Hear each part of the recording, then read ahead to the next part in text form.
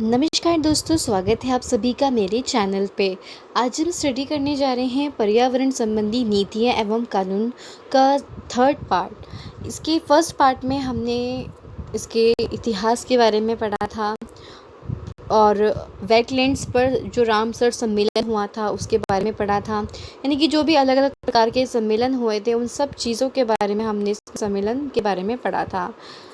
फिर इसके बाद हमने इसके सेकंड वाले जो पार्ट है उसमें हमने पढ़ा था कि पर्यावरण एवं विकास पर संयुक्त राष्ट्र सम्मेलन जो कि 1992 में हुआ था उसके बारे में पढ़ा था। वियना कन्वेंशन जो 1985 एवं मॉन्ट्रियल प्रोटोकॉल 1987 में जो हुआ था उसके बारे में पढ़ा था। फिर जैव विविधता सम्मेलन जो 1992 में हुआ था उसके बारे में पढ़ा था। क्योटो प्रोटोकॉल 1997 के बारे में पढ़ा था। जलवायु परिवर्तन पर अंतर सरकारी पैनल 1988 जो आया था उसके बारे में पढ़ा था। पर्यावरण और विकास पर रियो घोषणा पत्र रियो के बारे में हमने पढ़ा था। वैश्विक पर्यावरण सुविधा यानी कि ग्लोबल इन्वायरमेंट फैसिलिटी के बारे में पढ़ा था। राष्ट्र नीतियाँ, कानून और अधिनियम के बारे में पढ़ा था। आज जो है इसके थर्ड पार्ट पे हम स्टार्ट करेंगे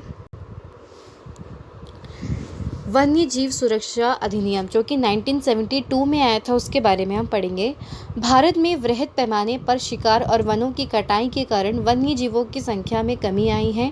वनों की कटाई के कारण वन्य जीवों की भारतीय प्रजातियों के प्राकृतिक आवासों को काफ़ी हानि पहुंची है और जैव विविधता में ह्रास हुआ है। इस बहुमूल्य जैव विविधता को संरक्षित करने हेतु 1972 में भारतीय संसद के द्वारा एक अधिनियम पारित किया गया था जो भारतीय वन सुरक्षा अधिनियम 1972 यानी कि वाइल्ड लाइफ प्रोटेक्शन एक्ट 1972 के नाम से जाना जाता है। ये चीज़ इसमें इम्पॉर्टेंट है कि कौन सा वो अधिनियम था। तो वो वन्य जीव सुरक्षा अधिनियम था। 1972 में भारतीय संसद के द्वारा ये पारित किया गया था। यह जो कानून है जम्मू और कश्मीर को छोड़कर संपूर्ण भारत में लागू है।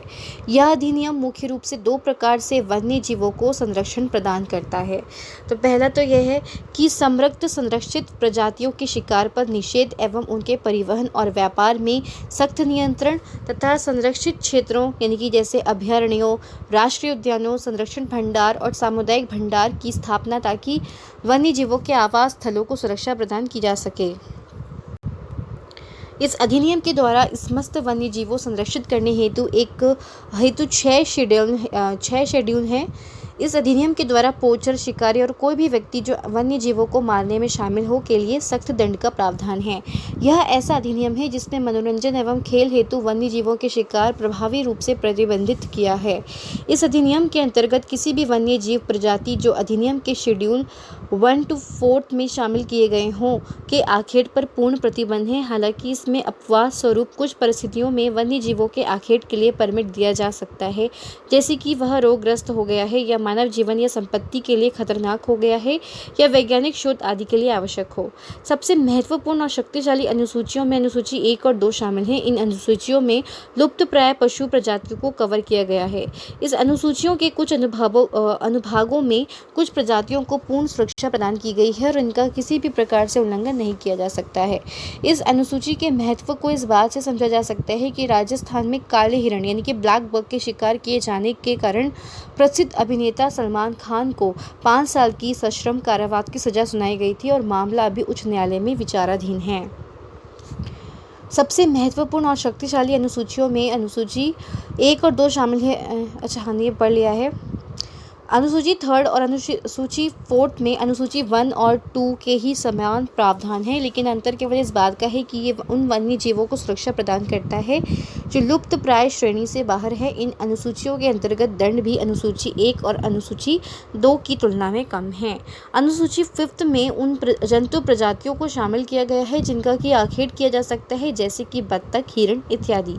इस प्रयोजन के लिए शिकारी को प्रभागीय वनाधिकारी के कार्यालय में लाइसेंस हेतु आवेदन करना होगा। इस लाइसेंस के द्वारा शिकारी को मौसम विशेष एवं क्षेत्र विशेष में आखेट करने की अनुमति होगी।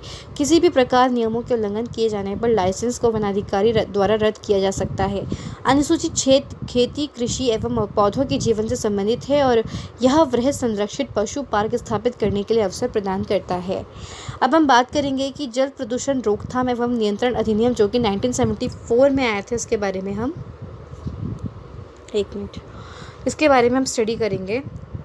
सन 1972 में मानव पर्यावरण पर स्टॉकहोम सम्मेलन के बाद मानव पर्यावरण सुधार की दिशा में पहला कदम जल निवारण और प्रदूषण नियंत्रण अधिनियम 1974 था। यह जल प्रदूषण नियंत्रण से संबंधित पहला व्यापक कानून था। इस अधिनियम के परिणाम स्वरूप केंद्र में केंद्रीय प्रदूषण नियंत्रण बोर्ड और राज्यों में राज्य प्रदूषण नियंत्रण बोर्ड अस्तित्व में आए। अनुच्छेद 51A(G) के अनुसार भारत के प्रत्येक नागरिक का यह मूलभूत कर्तव्य है कि उनमें जीवित प्राणियों के लिए करुणा का भाव हो और वह प्राकृतिक पर्यावरण यथा वन, झील, नदी और वन्य जीव इत्यादि के संरक्षण एवं सुधार का प्रयत्न करे। इस अधिनियम का मुख्य उद्देश्य भारत में जल प्रदूषण की रोकथाम और नियंत्रण था।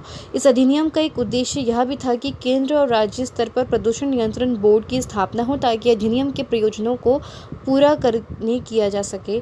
इस अधिनियम के पश्चात 1977 में जल सेंस अधिनियम 1977 जोड़ा गया ताकि औद्योगिक इकाइयों तथा स्थानीय निकायों से जल उपयोग कर CESS को वसूला जा सके और इस प्रकार केंद्रीय और राज्य प्रदूषण बोर्डों के संसाधनों में वृद्धि की जा सके। फिर हम बात करेंगे कि जो हमारा वन संरक्षण अधिनियम आया था 1980 में, उसके बारे में। सन 1980 का वन अधिनियम का मुख्य उद्देश्य वन भूमि के विकास परियोजनाओं, राजनीतिक उद्देश्यों एवं गैर वानिकी उद्देश्यों की पूर्ति हेतु जाने में रोक लगाना था ताकि अनावश्यक रूप से वन भूमि का हस्तांतरण ना हो। एक अनुमान के अनुसार 1951 से 1980 की अवधि के दौरान 4.328 मिलियन हेक्टेयर वन भूमि का उपयोग गैर वानिकी उपयोग के लिए किया गया था, अर्थात इस तरह के उपयोग परिवर्तन की दर 1.5 लाख हेक्टेयर प्रतिवर्ष थी। वन संरक्षण अधिनियम एक संसदीय अधिनियम है जिसका प्रमुख उद्देश्य वन संरक्षण को सुनिश्चित करना है। जम्मू और कश्मीर राज्यों को छोड़कर यह अधिनियम संपूर्ण भारतवर्ष में लागू है।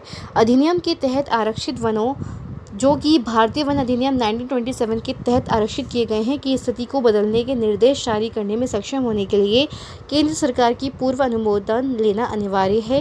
गैर वानिकी कार्यों हेतु वन भूमि का उपयोग करना, पट्टे के जरिए वन भूमि को किसी निजी व्यक्ति या किसी प्राधिकरण, निगम, एजेंसी या सरकार के स्वामित्व से बाहर के संस्थान को दिया जाना और प्राकृतिक वन वृक्षों का सरकार या अन्य प्राधिकरण के द्वारा काटा जाने को प्रतिबंधित करना है।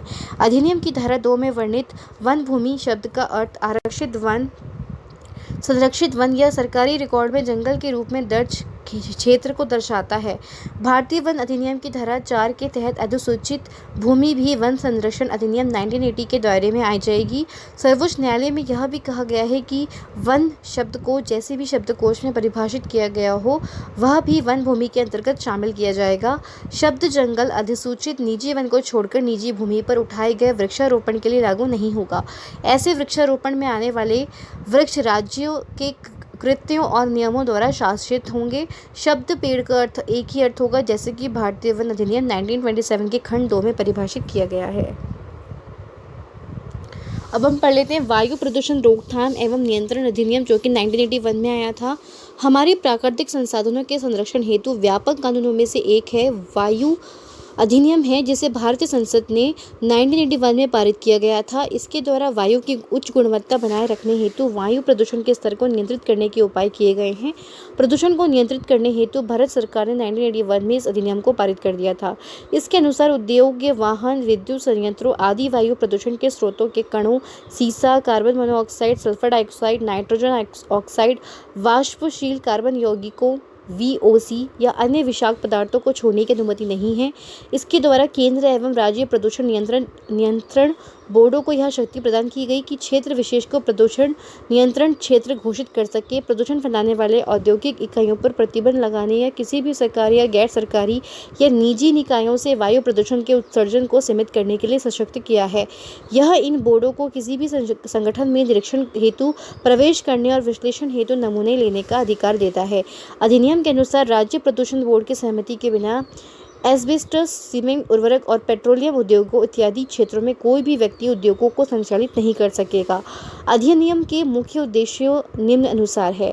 वायु प्रदूषण की रोकथाम, नियंत्रण और कम करने हेतु प्रयास। अधिनियम लागू करने के लिए केंद्र और राज्य प्रदूषण नियंत्रण बोर्डों की स्थापना। बोर्डों को अधिनियम के प्रावधानों को लागू करने तथा प्रदूषण नियंत्रण से संबंधित कार्यशक्ति प्रदान किया जाना। एक मिनट देख लेती हूँ कितना बचा है और बस ये थोड़ा सा ही बचा है। ये बस 3 टॉपिक्स हैं, इसको हम कंप्लीट कर लेते हैं।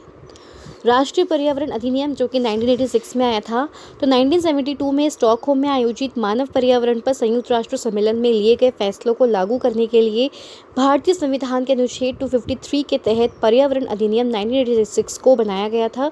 इस अधिनियम ने पारिस्थितिकी तंत्र संरक्षण हेतु नीति विकास में महत्वपूर्ण भूमिका अदा की। केंद्र एवं राज्य प्रदूषण नियंत्रण बोर्ड जो कि जल अधिनियम एवं वायु अधिनियम के तहत बनाए गए थे के बीच में भी इस अधिनियम के माध्यम से समुचित समन्वय स्थापित किया जा सका। यह अधिनियम पूरे भारतवर्ष में लागू है। जैव विविधता अधिनियम जो कि 2002 में आया था, उसके बारे में पढ़ लेते हैं। भारत सरकार के द्वारा जैव विविधता से संबंधित विभिन्न हितधारकों से व्यापक और गहन परामर्श के उपरांत सन 2002 में जैविक विविधता अधिनियम को पारित किया। इस अधिनियम में 12 अध्याय, 65 धाराएं और कई उपखंड हैं। इस अधिनियम मुख्य रूप से जैविक संसाधनों के इस्तेमाल होने वाले लाभों के समान वितरण के विनियमन से संबंधित है। जैव विविधता के संरक्षण और सतत उपयोग को सुनिश्चित करने हेतु इस अधिनियम के माध्यम से राष्ट्रीय जैव विविधता प्राधिकरण, राज्य जैव विविधता बोर्ड और जैव विविधता प्रबंधन समिति की स्थापना हुई, जिसके परिणाम स्वरूप स्थानीय समुदायों के पारंपरिक ज्ञान के संरक्षण और सम्मान की सुरक्षा सुनिश्चित किया जाना इस अधिनियम के उद्देश्यों में शामिल है। इस अधिनियम में यह आवश्यक शर्त है कि सभी विदेशी नागरिक संगठन जैविक संसाधनों या सम्मत ज्ञान प्राप्त करने के लिए NBA से पूर्वानुमति प्राप्त करें।